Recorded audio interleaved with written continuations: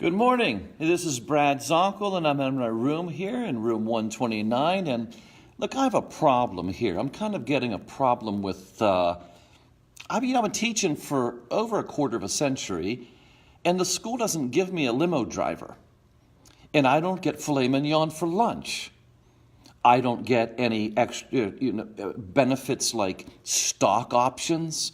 I don't get a free suit of clothes every week. I don't get a brand new desk every year.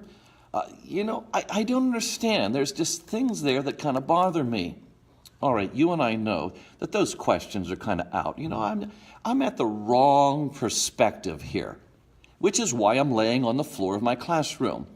I'm not going to have a student learn very well if they're bellied up underneath the desks here, because they're at the wrong perspective to be able to see the board and to hear me. But maybe a lot of times that's the way we are as believers. We kind of get into, we look down. We see things from such a low level, it gets confusing. How come I don't get this? And how come I don't get that? And we look at the very lowest of everything. And so we're not really looking up and seeing Jesus the King as giving us answers and blessings.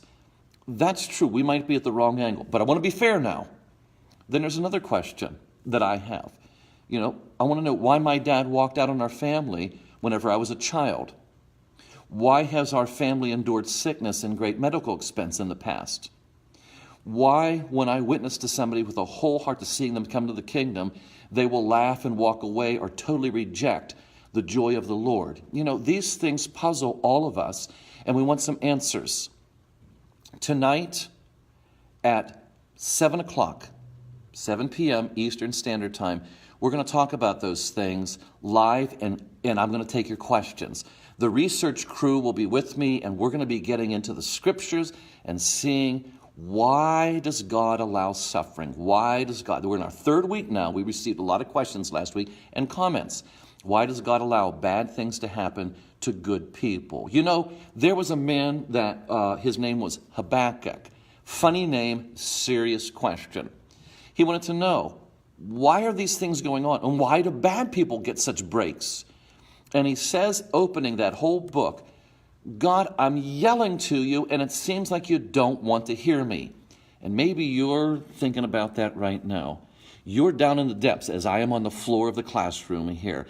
The perspective seems all skewered. It seems hard. Well, God bless you. God is there. God is on the throne. God listens. And maybe tonight we can get some answers for you as we go through the scripture. It's called theodicy, Theodicy. And it really is the definition of righteous God is the two Greek words.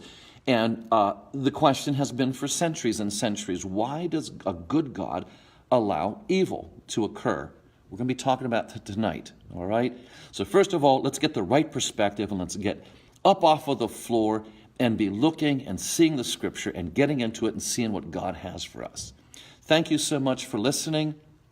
Thank you so much for viewing. This is Brad in good old room 129. Floor's pretty clean. It's nice, And I'll tell you what I'll do. I'll get up off the floor, dust myself off, get myself ready for class, and I will, Lord willing, be talking with you tonight at 7 p.m. Facebook Live as we talk about suffering and what God does with it. God bless you, and Lord willing, we will talk later on.